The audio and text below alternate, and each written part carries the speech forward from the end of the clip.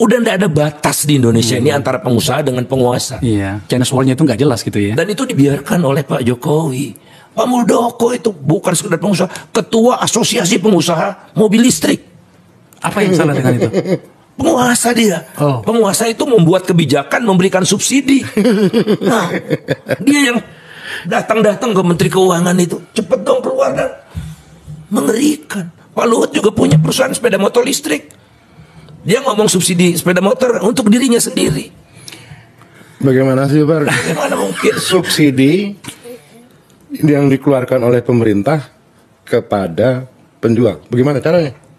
Kan harusnya di pembeli, di rakyat lah. Dan mobil subsidinya itu ke produsen.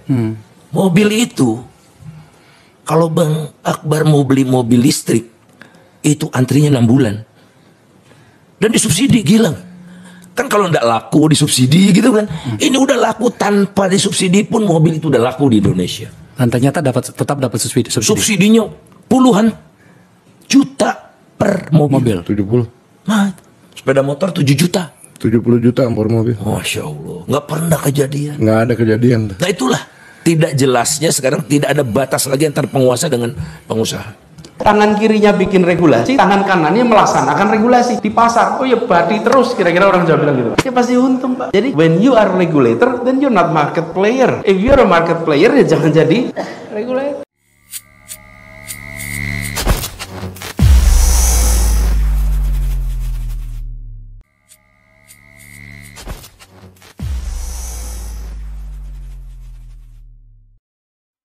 Bismillahirrahmanirrahim. Assalamualaikum warahmatullahi wabarakatuh. Semangat perubahan, salam kedaulatan rakyat. Judulnya adalah beda soal mobil listrik, Anies dikeroyok Menteri Jokowi. Wow. Ini luar biasa. Tentu ini lebih terkait pada apakah subsidi yang akan diberikan oleh pemerintah kepada penjual mobil itu sudah tepat atau tidak, tepat sasaran atau tidak. Kenapa kita harus mengingat itu? Karena jelas kondisi bangsa hari ini sedang terpuruk, hutang makin meningkat. Kata Sri Mulyani kemarin dalam 10 bulan terakhir penambahan utang berapa triliun katanya. Ini kok ugal-ugalan gitu. Kok seperti udah tahu kita nggak punya duit, utangnya gede. Kok malah diumbar-umbar untuk subsidi ini itu yang nggak jelas gitu. Sebetulnya bisa jelas ya.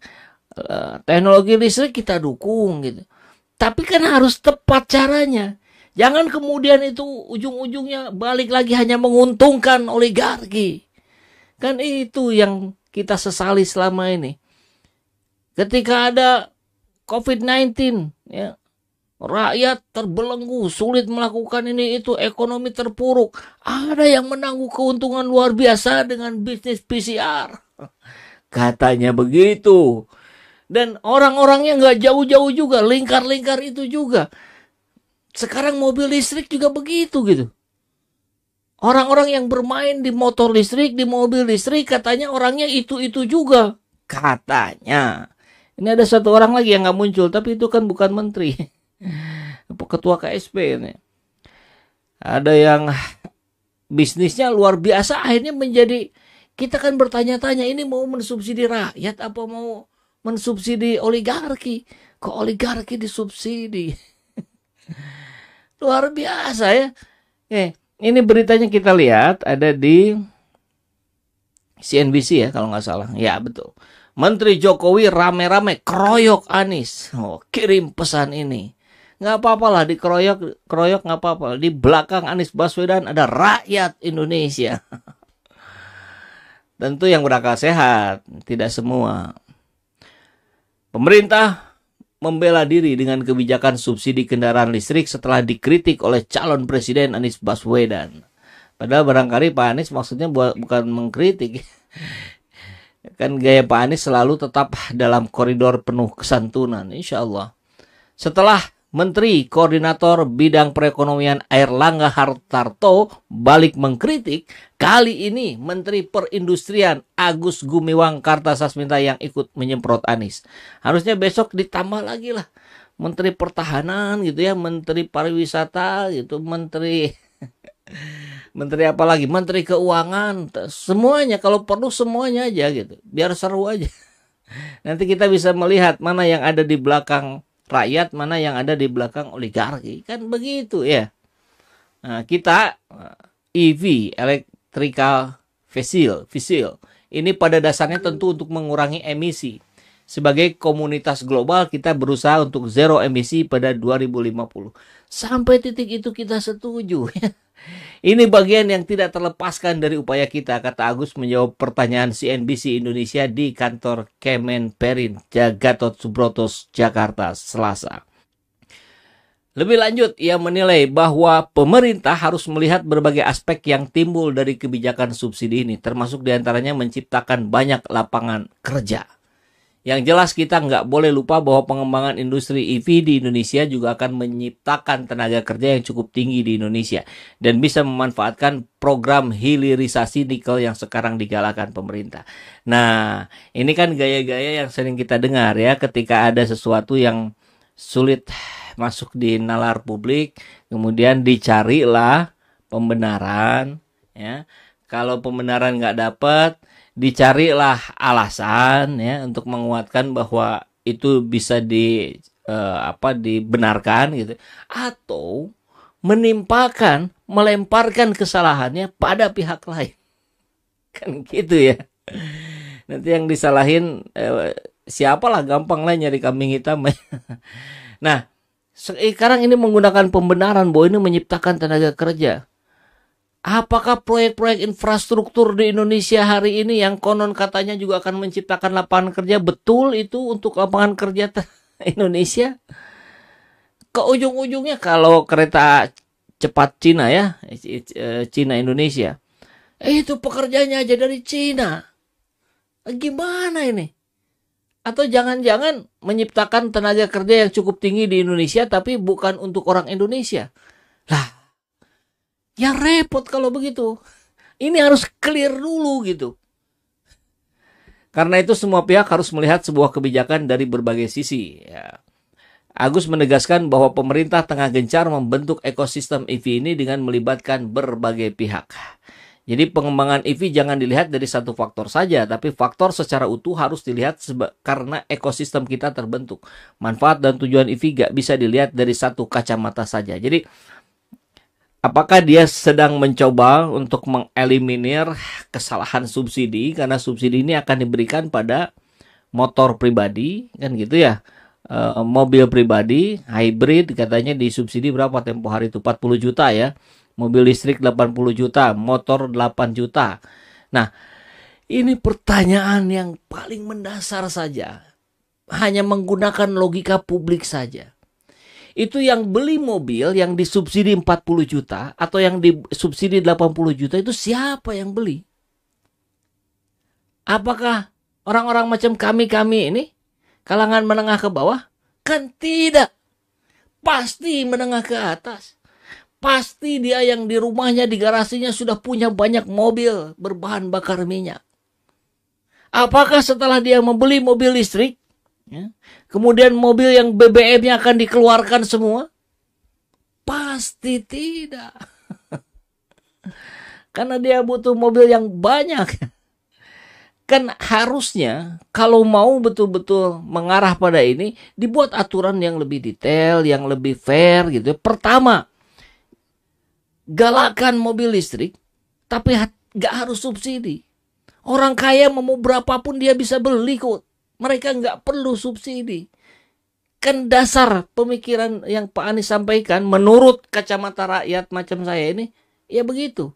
Ini soalnya soal pada subsidi. Kemudian, kan tadi dilihat nih ya, Pak Agus bilang harus dilihat dalam banyak kacamata. Jangan hanya dilihat oleh satu kacamata saja. Ya betul. Makanya apakah dengan dimurah mareh mobil listrik ini kemudian bagaimana dengan kondisi kemacetan di jalan? Malah tambah macet itu. Harusnya melihat ke situ gitu. Makanya harus dikaitkan dengan bagaimana kepemilikan mobil yang sebelumnya. Kan kenapa nggak kita dorong justru produksi listrik itu pada bis, pada angkutan kota, ya. Kalaupun kendaraan pribadi misalkan ya lebih pada driver, Gojek, ya, Grab, InDriver, apa setahunya. Sebelumnya, hal yang sama juga diungkapkan oleh Menteri Koordinator Bidang Perekonomian Airlangga Hartarto. Menurut dia, di semua negara manapun subsidi diberikan untuk penjualan mobil listrik.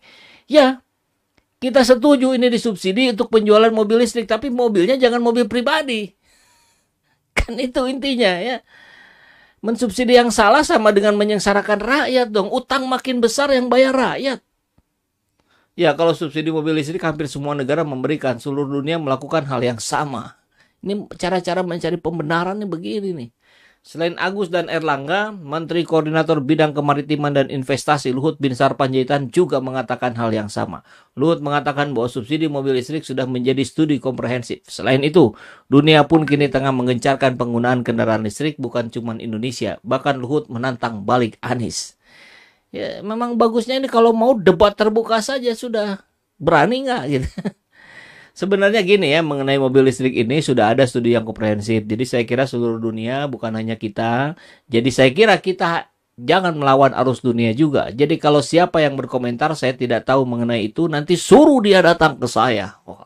Nanti biar saya jelaskan ke dia bahwa itu tidak benar. Ya sebetulnya kalau untuk menyampaikan ini mungkin nggak perlu ketemu ya. Tinggal kalau mau ketemu ya debat terbuka saja, disaksikan media mainstream. Kan begitu. Ini disampaikan Luhut tadi ya. Sebelumnya Anies secara terang-terangan mengkritik salah satu kebijakan di pemerintahan Jokowi. Anies tak segan menilai subsidi mobil listrik yang kini digelontorkan pemerintah tidak tepat. Menurutnya pemilik mobil listrik tidak membutuhkan subsidi. Mereka orang-orang kaya. Kemudian kita tahu negeri ini begitu banyak peluang dan pemerintah harus memastikan sumber daya yang diberikan oleh pemerintah untuk rakyatnya adalah sumber daya yang tepat. Kita menghadapi tantangan lingkungan hidup. Solusi menghadapi tantangan lingkungan hidup, polusi udara bukanlah terletak di dalam subsidi mobil listrik yang pemilik mobil listriknya yang mereka tidak membutuhkan subsidi. Betul? Tuturnya saat berpidato dalam acara deklarasi dan pengukuhan amanat Indonesia Minggu. Luar biasa ya, hanya beberapa kalimat saja disampaikan Pak Anies kemudian langsung terperangah dan berbondong-bondong balik mengkritik. Sayang sekali ya. Ini di titik inilah kemudian kita melihat bagaimana seorang jiwa petarungnya Anies Baswedan. Walaupun santun gitu ya, tapi beliau tetap mempunyai ketegasan, tetap mempunyai sikap ketika dia memilih sebuah keyakinan, memilih sebuah prinsip. Nah itu saya kira yang banyak rakyat salut ya, seperti kegigihannya Anies Baswedan untuk membereskan reklamasi ya. Sama juga dengan Pak Luhut tempo hari kan gitu ya. Luhut ingin itu jalan, Pak Anies tetap itu tidak boleh dilanjutkan karena melanggar aturan.